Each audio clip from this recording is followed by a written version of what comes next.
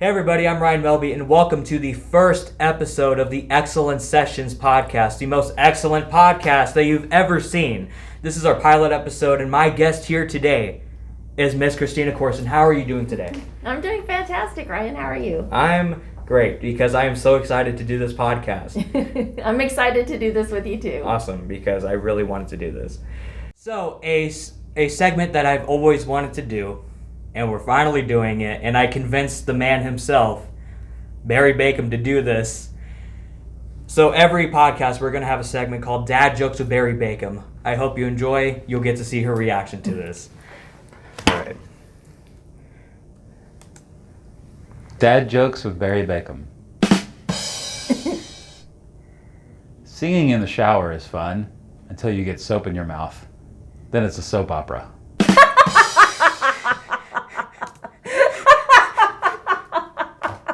That was good. See, we having success. I got you, huh? Yeah, that was awesome. Oh, man. All right. So we're going to get started on the podcast portion of this. So I know we've had a conversation before, and this is whenever I pitched the value series that will come out tomorrow. Your backstory. It's mind-blowing to me because whenever you were just telling me this, I was like, what? Really? And it's like, I went there, I lived here, I lived there. Sure. So could you tell me about your little bit of your backstory? Yeah, for sure. I'm proud that I was born in Texas. I was born in Killeen, Texas, just right outside of Fort Hood. My father was serving in the U.S. Army at the time.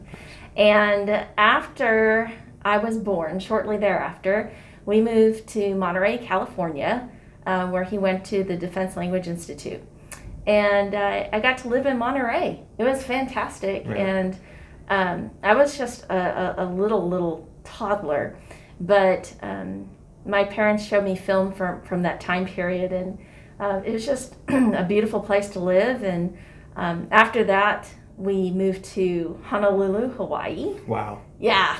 It was amazing. Yeah. I do have memories from that time period. I remember being on the beach. I do remember seeing the Hawaiian dancers. I really enjoyed living there. It was beautiful, and my baby brother was born there. And from there, we moved to Sierra Vista, Arizona. And that was a big difference to go from, from an island to a desert. Yeah. But I really fell in love with living in the desert. Some of the most beautiful sunsets I've ever seen in Arizona, and just the beauty of the desert, the cactus, and all of the rocks. When I was a little kid, I wanted to be a geologist. Really? Yes. And I had a rock collection. And it was really funny because I every day I would dutifully water my rocks, and I would get so frustrated because they weren't growing. And so I went to my dad and I'm like, Dad, I'm watering my rocks, but they're not growing. He's like, they're not going to grow. What are you talking about? I said, well, I'm growing them into mountains. Where do you think mountains came from? And so this was my dream at that time. So the rocks never did grow. I still don't understand why. And then from there, my dad retired from the Army after 20 years of service, and he actually went on to work as a civilian for the Department of Defense, and we moved to Germany in 1983. And I got to live in Germany for the rest of my childhood, all the way to the point that I graduated from high school. And it was an amazing time because experiencing the Cold War. Some people read about it. Well, I lived in it and experienced it. And I remember when the wall came down in Berlin and the jubilation of the German people. And I was there when Germany reunified, East and West Germany. What a blessing it was to see history in the making. Yeah. So I really had a pretty amazing childhood that gave me an appreciation for different cultures, different perspectives, people skills because you're constantly interacting with people of different cultures, different communication styles. I really feel that it laid a solid foundation for my professional life and who I'd become as an adult later on. Awesome. So, how was it like living in a foreign country like Germany? When, I mean, you ended up here, and you grew up in Texas. You were born in Texas, and you grew up in Honolulu. Then you went to Arizona. Completely different places. Yeah. And then you go to a foreign country. Yeah. Like Germany. How was that? Yeah, so I was 9 years old when we moved to Germany, and it was late December when we moved. And I had a golden suntan, and I did not have a good stock of winter clothing because I just really didn't need it in Sierra Vista, Arizona. Yeah. So when we arrived in Stuttgart, and there was 3 feet of snow on the ground, and I did not have an appropriate winter jacket. Yeah. It was a pretty rude awakening. Yeah. I wasn't sure how I felt about that. People were speaking a language I couldn't understand. Mm-hmm. They had different kinds of food. They had different customs. And it's not that it was bad. It was just, as a young person who had never been to a foreign country, it was just a transition. But then it became very exciting. Yeah. We moved to this little village called Neuhof, which only had 4 streets. It didn't even have a phone booth. I don't even know. Do you know what a phone booth is? Yes. Okay. I do. It didn't even have a phone booth. I'm cultured. If you didn't know, I'm cultured, as the kids say today. I've watched Superman. Okay, all I've right. watched Doctor Who. Okay, well, I'm good. Well, I mean, I took my kids on a road trip once, and they were much younger, and there was this payphone outside of the convenience store that we had stopped at for a rest stop. And my son, who was so young, I think maybe 3 or 4 at the time, pointed to the payphone and said, "Mommy, what is this?" I'm like, "Oh, a long, long time ago, people used to put coins in here, and they would push the buttons, and they would call somebody." This was before cell phones, and Yeah. it blew his mind. So anyway, I digress. But yeah, no, it was really wonderful. We lived in this little village called Neuhof, and it was really out in the country, surrounded by woods, and I lived next to a dairy farmer, and I got to be best friends with the girl next door named Anya, and I fell in love with Germany and German culture, and I really missed the United States, but it was an exciting experience to live in Germany. Absolutely. Have you been back to Germany since then? Absolutely. Okay. I graduated from high school and went to college in Washington, D.C. And I did get to go back to Germany one more time in 1993 before my parents moved to South Korea. I did go back later on in my adulthood and went to go visit my older brother, Mike, Mm-hmm. who lives there. He lives in a little town called Großbadstadt, which is very close to Frankfurt. So I love these names. So I've been able to go back. The last time I went was 3 years ago.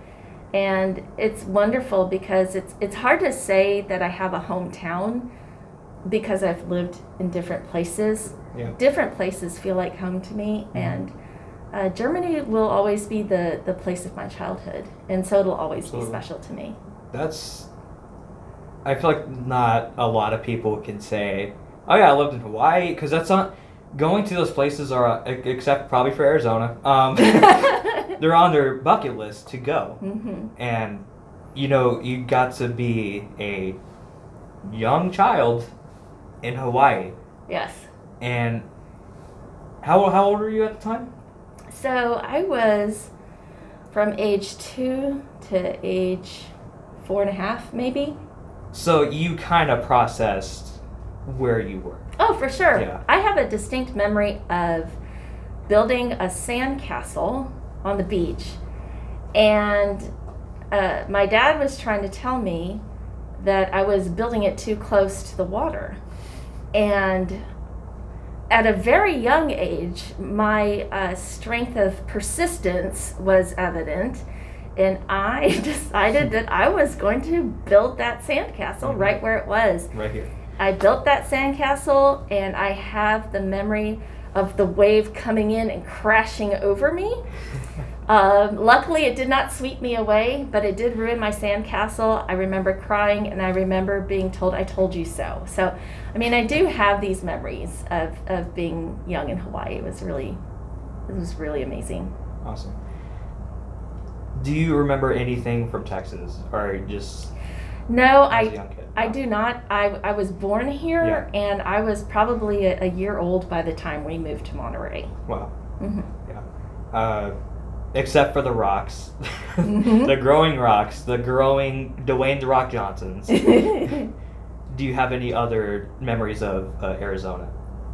Oh, for sure. I used to catch horny toads. You don't see a lot of those anymore. Although I hear they're making a comeback. Really? But I used to catch those all the time in the desert. I remember catching one on the playground, and I remember bringing it into my classroom at Bella Vista Elementary, and I got busted for having the lizard with me in class, and I had to go back outside and release it, which made me very sad. But I loved all of the different critters out in the desert, and the cactus was really beautiful, and the mountains and the sunsets, even at such a young age, I just remember having such gratitude for the sunsets. It looked like the sky was painted all of these different colors, the lavenders, the apricots, the oranges, the pinks. It was really awe-inspiring. That sounds like Luke Skywalker. I mean, I feel like you should have a blue lightsaber, and you should be battling your dad. Because your hunt, it reminds me of like hunting womp rats. Luke used to hunt womp rats, and then you're staring off into the twin suns. Yeah, well, there you go. Thinking. Yeah. So. Yeah, I can dig that. You have the Force, right? I love Star Wars. In my car, you'll see on my car seat belt, I have the Chewbacca, the belt that he wears diagonal across his chest. I have that in my car. Heather Smith has been in my car. I think she probably has seen it. Yes, I love Star Wars. Awesome. What's your favorite Star Wars movie? You know, in my adulthood, well, as a child, I would have said Return of the Jedi, because I really loved the Ewoks. Of course. Really loved the Ewoks. But as an adult, I would say my favorite Star Wars movie is Empire Strikes Back. Classic. Yeah, Classic. It's definitely my favorite one now. Yeah, absolutely. That's my second favorite. What's your first favorite? My first favorite is Revenge of the Sith. Okay. I love Revenge of the Sith. Okay. I wanted to be Anakin whenever I was a little kid. Right on. Yeah. Okay, I can get behind that. Yeah, I wanted to complain about sand. I honestly, I'm on Anakin's side. I don't like sand either. It's coarse, it's rough, it gets everywhere. So, I don't know if we can talk about this. I can cut this out if you want. But your dad was James Bond. Well, what I can say about my father, and I'm really proud of my father, he served our country for 20 years in the Army, and then went on to serve another 20 years as a civilian. And he worked in counter-espionage and counterintelligence and caught bad guys for a living. He spent his life committing himself to protecting Americans and protecting America. And that's something of which I'm just so proud. That I'm jealous of your childhood and your life. Well, thank you. You're Luke Skywalker, your dad's James Bond, whatever, cool, you know. So you're talking about how you've been to all these places and how you've grown up. How did you get here to Lockhart? Sure. So I, many years ago, I was at a decision point in my life. It's kind of a long story. Mm-hmm. Absolutely, go on. I was in a decision point in my life. After college, I gave all my stuff to Goodwill, took off to South Korea, and lived there for a while just to get in touch with my Korean roots, realizing how very American I am. Mm-hmm. And it was such a great experience to be in my mother's country. But after that, I came back to D.C. And then found my way in Savannah, Georgia. My father's family is from Georgia. And I was at a crossroads. I was married at the time, and my husband and I talked about our next step. And my degree is in international studies mm-hmm. with a concentration in U.S. foreign policy to Asia. So I wanted to be an analyst with the CIA. Really? And I applied, and I made the first rounds. And we decided that if I was successful in the next rounds after that and was hired, we would follow my career. And if I was not going to be able to join, that I would agree to move to Texas, which is where my husband was from. And so I made first rounds, did great, went on to second rounds, and after 3.5 hours of grueling interview, 3.5 hours. 3.5 hours. Wow. You know, I had a really tough time. The camera shut off because why not? You know, technical difficulties, that's how it is. So I'm pretty sure you were on the second round of interviews. Okay, so it was second round of interviews for CIA, and it didn't go my way to become an analyst. And so we wound up moving to Texas, mm-hmm. and I was really excited to be in the Austin area. I worked for the state for 11 years at Texas Youth Commission, which later became the Juvenile Justice Department, mm-hmm. and I had a number of hats there. I was a delinquency prevention research specialist. I was a communication specialist. I was a performance accountability specialist. I did grant writing, and I was also, at one point, the legislative liaison. So I had a lot of wonderful experiences working for the state of Texas. But in working for the Texas Juvenile Justice Department, we were working with students or youth who had committed very serious crimes. Yeah. They were there for felonies. And I really felt like I wanted to go into education because I wanted to be part of the best beginning possible for kids. Seeing what happens when they don't have the supports and services that they need. Absolutely. I wanted to be part of the team that gave students their best start. And so I worked for Hayes ISD for a number of years as a communications specialist. And when I was ready to grow professionally, I was looking for opportunities, and I was so excited because Lockhart ISD posted a position. And it has been a privilege to join Lockhart ISD to launch a new communication department, mm-hmm. And to serve as its first public information officer, which is what my title was when I was first hired, and be welcomed into such a warm community and to serve the people of Lockhart in a way that ensures that we have all of the support we need for our students to be successful and for our staff to be supported and successful in all that they do in serving students. Absolutely. And, you know, from my point of view, it's the same with me because y'all welcomed me with open arms. This wouldn't be happening if it wasn't for her. So, You're welcome. Well, there were We're a lot of entertaining you. people who contributed. All the teachers you had up to this point, Absolutely, yeah. and the amazing faculty at Lockhart High School. Mm-hmm. And so we're really fortunate to have an amazing team that unlocks the potential in students such as yourself. And so it's really fun to watch. Mm-hmm. See, tying it in. District values. Believe it. So, could you retell the story of how you discovered me?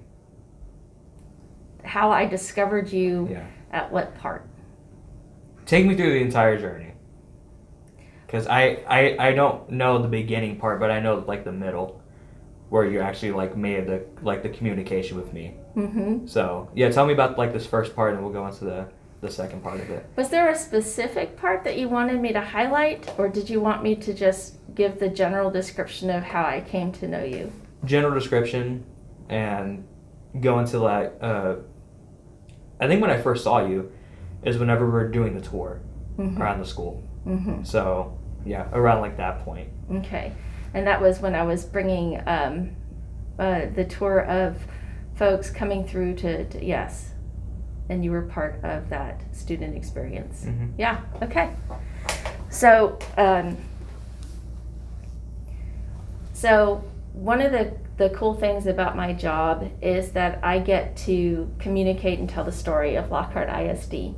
And part of that is bringing community members into our schools so they get a first-hand look at what's going on in our school districts. Schools right now look and operate very differently than they did in my generation, for example. And so it's one thing to think of a high school, it's a whole nother thing to step in and see all of the different opportunities that are available, for example, at Lockhart High School.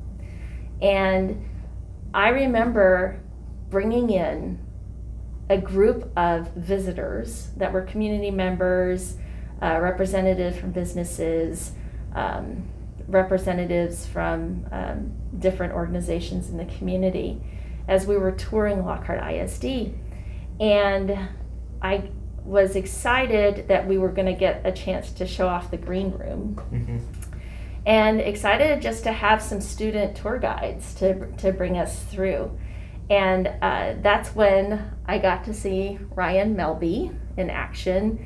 And we were able to see the AV classroom.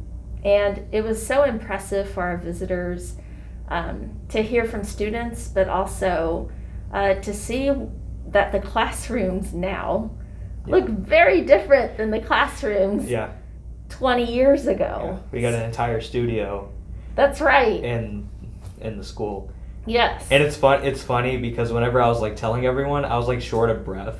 Aww. I was like, hey, here's the green room.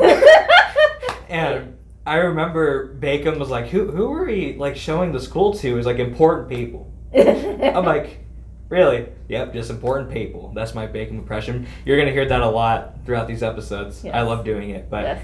yeah, I remember being, I guess, somewhat nervous doing that because I was like, and this is where we record the morning announcements if you've seen them before. So I don't know what came over me, but I was kind of like, okay. So yeah. But you did a fantastic job. It is unnerving when you're speaking to a group of people that are outside your normal sphere. Mm-hmm. And the fact that you were up for the task, that you did it and you did it well, said a lot about how you would be successful in life, because in life we're often going to be presented with opportunities that are new to us and maybe uncomfortable, and we grow through them. And look at you now, communicating like a pro. Hi, this is ExceLLence Sessions. I start up every episode like that now. But yeah, I think I remember Royer. She's like, "Oh, do you know who Christina Courson is?" I'm like, "No, I don't." And he's like, "Well, she wants you as an intern." I'm like, "What?" And I was already busy at the time, So I was like, Yeah. ooh. Yeah. Especially during a pandemic, like when it was full-fledged. And it's like, man, like how is my schedule going to look? And I'm still busy. I'm like really busy. But I was like, yeah, I mean, I couldn't pass up on the opportunity because I had that vision. And I was like, I want to make a video series. I want to do maybe a podcast was like over here. I want to do the video series, but now we're filming the podcast. And that makes me happy because I've been wanting to do a podcast for so long. Yeah. And I think it's cool that I have other people to interview, especially people that I'm close with, people I usually talk to. So it's just a natural conversation. So I'm very blessed to have this.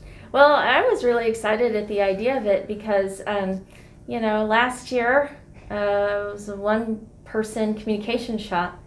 And so the idea of building that capacity as the school district continues to grow and to evolve, it was really exciting to think that I could work with a student and have a student perspective. And also, too, that young people have skills and insight that we just don't have. And it's telling the story, but telling the story from different points of view. So having your point of view is super valuable. Thank you. I feel like I'm old, but not like that. It's like, oh, I'm 17, I'm getting so old. Not that way. I cannot believe he was like... I'm out of touch most of the time. Well, if you're out of touch, then I'm totally lost. Because, I mean, I know, but in all seriousness, it's, we did do videos, simple videos before. Of course, we use a lot of digital imagery and social media and all different kinds of media to tell our story. But to have somebody who, like yourself, who's spent the past few years learning and developing very technical skills specific to video in an area that I was not professionally trained in was such an asset. Yeah. So. Yeah, trust me, because I will show you my past projects, and they're not good. There's always something wrong. Either the filters are different, because like, oh, what if I play with this, and it didn't translate, or the audio's off. My audio's been off for a long time for some reason. That's like my weakness. I gotcha. But I think I'm getting better at it. Bishop's told me, it's like, oh yeah, you got better at it. See? So yeah, I mean, you have to start from somewhere. Yeah, absolutely. I always say that to everyone. Yes. And because I guess I don't feel good saying this, but I'm held at a high regard in like the theater program, and people usually come to me, newcomers always approach me, and that makes me feel really good. That makes me know that what I've done is seen. And it's funny because I used to do the same thing whenever I first came in. Because I couldn't do it as a freshman because they put me in an extra math class. Now I'm passing. I have all A's. But, yeah, I remember approaching in my sophomore year these seniors because we had such a strong cast. And I felt like I wasn't supposed to be there at all because they were so they out-talented me by far. So I approached them like, hi, how do you act? Because I had something, and I've always been a fan of film. I've loved Quentin Tarantino. He's the reason why I'm even in this. He's the reason I love film. He's the reason I love filmmaking and stuff like this. And I was lost at the time, and those people pulled me in and made me feel welcomed because they actually liked me. Now it feels so good that I can return the favor to others, and it's heartwarming. It makes you feel great. And then I remember telling a kid, I won't say his name, but I was like, you remind me of me whenever I was like in my sophomore year. He's like, really? I'm like, oh. Yeah, so I was like, man, that's awesome. That's just awesome. That I can be an influence, a positive influence on others. Mm-hmm. So It's that development of leadership skills and being a leader and being a mentor to others. And so once again, it's an example of unlocking potential in yourself, going from student to teacher, right? And then you unlocking that potential of other students, younger students. And because of your higher standard, because you're locked on excellence, they look up to you and they want to reach high too. So success breeds success, and excellence breeds excellence. And I think that student leadership is a wonderful vehicle for that. wow, amazing. So I think we kind of already answered this. This is the last question of the podcast portion of it. But why did you give me this internship? Well, you are somebody who has a lot of different talents and gifts and experiences. And through them all, you show a willingness to take risk. Thank you, Miss Worthington. You are able to create a vision and communicate that vision and bring it to life. And you also are confident enough to put yourself out there, and you're open to learning. And so those are the characteristics that I saw in you. And I knew that you would do very well and thrive in this internship. And I also knew that you would be somebody who wanted to drive his learning, that you were not someone who you have some guidance, but you also have some autonomy. So it's a way for you, kind of like training wheels, right?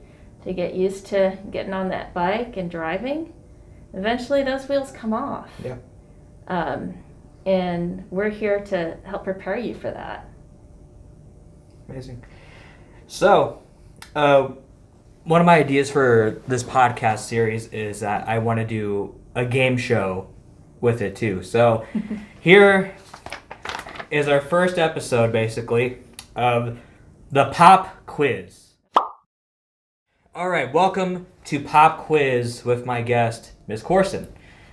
So, this pop quiz is going to be like mostly pop culture, because that's what I'm into. Okay. So I'm going to ask you a bunch of questions about those. I'm suddenly very nervous. All right. Question 1. Mm-hmm. How many kids does Angelina Jolie have? Oh, good grief. 7?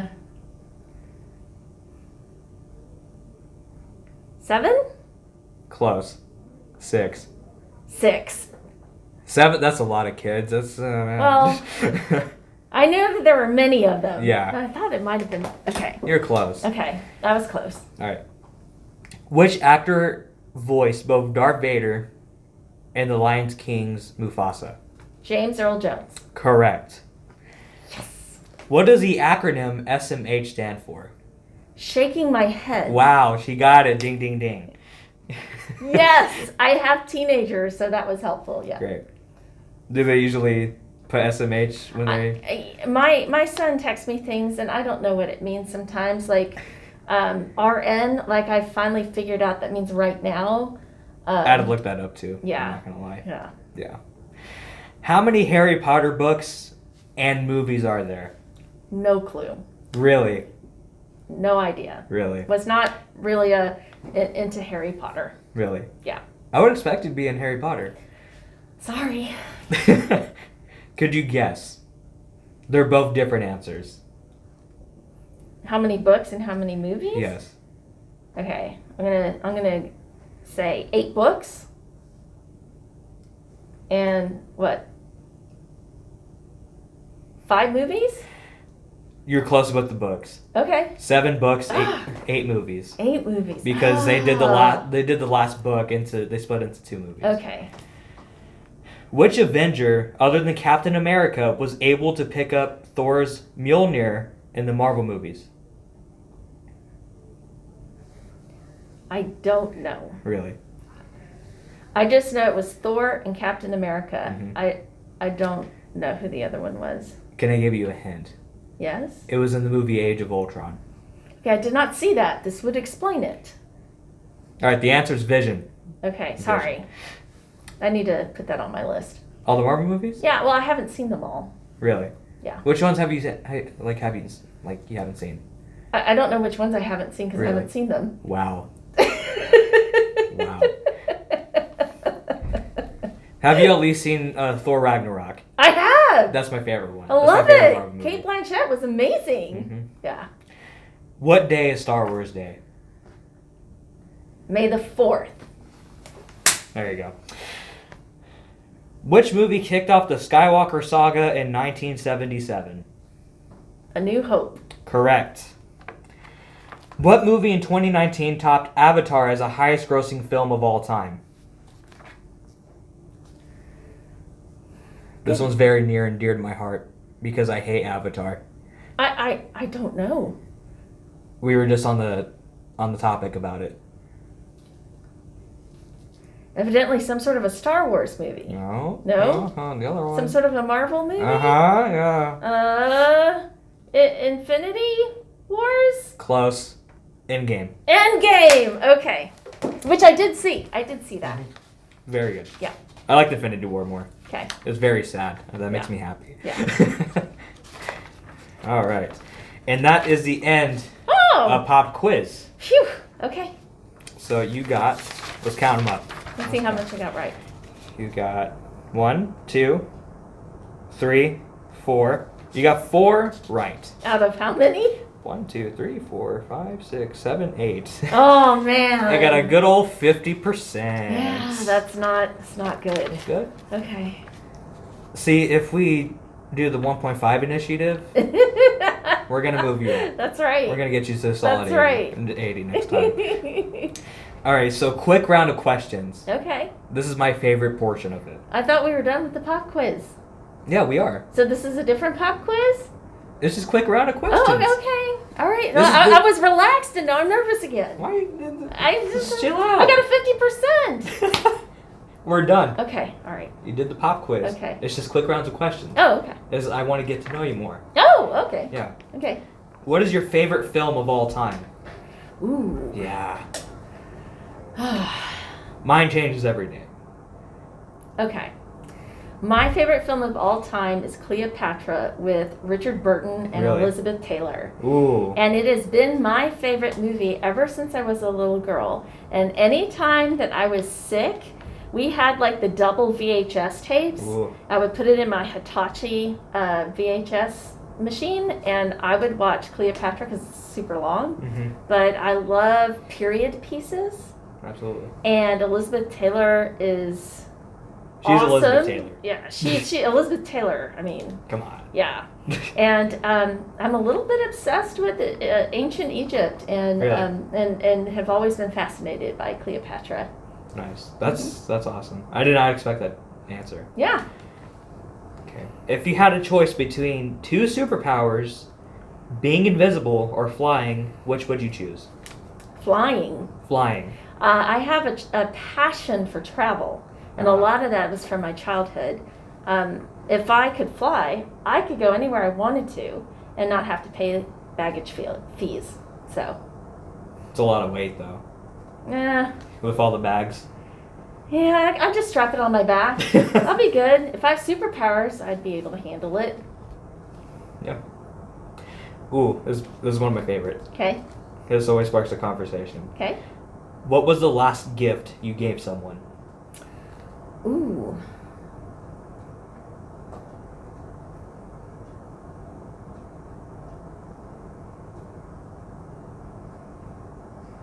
Ah! Ah. Oh, okay.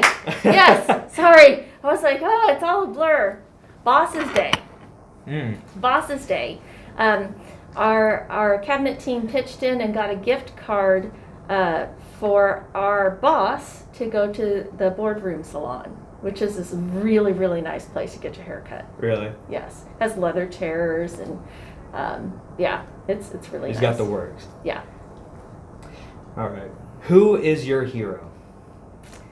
It can be fictional. It can be a real person. It can be Heather. It can be me. It could be Mr. Barry Bacon.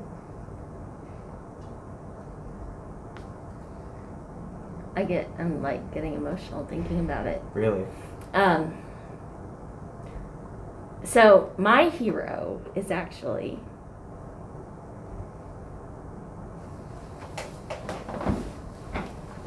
didn't expect this. So my hero is my 18-year-old daughter, Mia. Really? She is just really incredible. She's gone through a lot in her childhood, including some pretty significant health issues. Mm-hmm. And even though she faces challenges every day because of those health issues, she is positive and bold and vibrant and creative and always gets up when she falls down.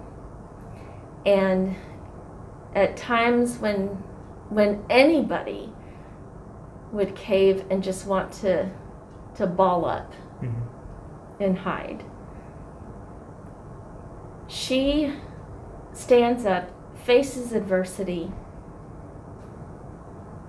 and keeps moving forward in a way that's so inspiring because she shows so much courage, so much positivity, and she's so loving. Even as she is struggling with her health issues, she gives of herself to the people around her. I just think she's an incredible human being. Yeah. I never even met her. She's- That's inspiring. She's really awesome. She really is. I learn a lot from her, just watching her. It's awesome. I'm so proud of her. See, this is why I kind of want to be a parent. Kind of. Kids are all right. Kids are amazing. Yeah. They change your world. They're very expensive. Yeah. But well worth it. So are dogs. Dogs are expensive too. Yeah. they Wait, can you be, also yeah. have a lot of pets, right? Yes, I do. What do you have? Okay. 'Cause- So, yes, I have a husky. Uh-huh. I have a Shih Tzu. Cute. I have a Pyrenees Lab mix. Wow. So 3 dogs. I have 2 parakeets. I have a betta fish named Fishy Fred. Fishy Fred. I have a tarantula named Fuzzy Wig. Oof. And a bearded dragon. I like bearded dragon. And his name is Ollie. Ollie? And he's super cool. Super cool. I'll just like put him on my shoulder and we walk around. Put him on top of my head. I mean, I'll be doing something and I just have him hanging on me, and he's really cool. Have you ever just been in a Zoom meeting and forgot he was just right there? No, I've not No. had him in a Zoom meetings, but that gives me a good idea of what I should be doing if I have to Zoom from home. I'll I think definitely you should- showcase the animals. I think you should put every single animal and just line them up. You put the tarantula on top of my head. It's like, hi, my name's Christina Courson. I think that would be cool. I think you should have done that whenever I had our first Zoom meeting. Yeah. And I think it was last October or something Yeah. like that.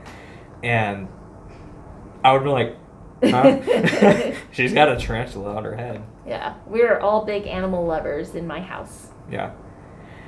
If you could live anywhere, where would it be? Man. Yeah. You know, when I was young, I always wanted to be in the big cities, and I got to have that big city experience, and I got to live in a number of cities.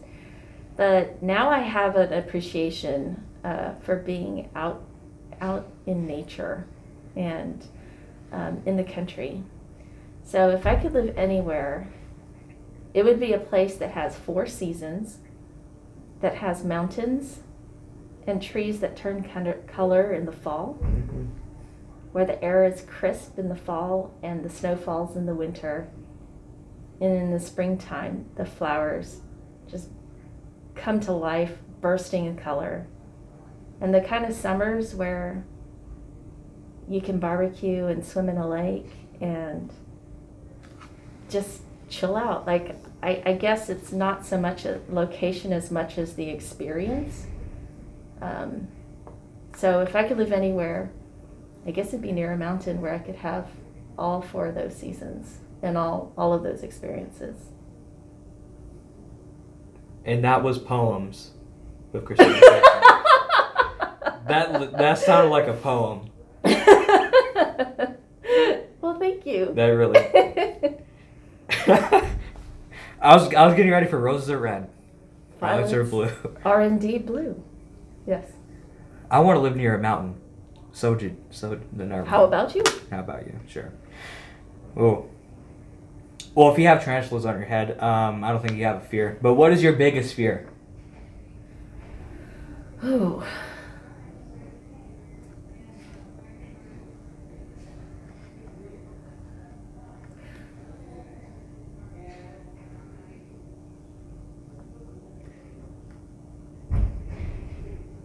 I'm trying to think. I'm sorry for the silence. No problem.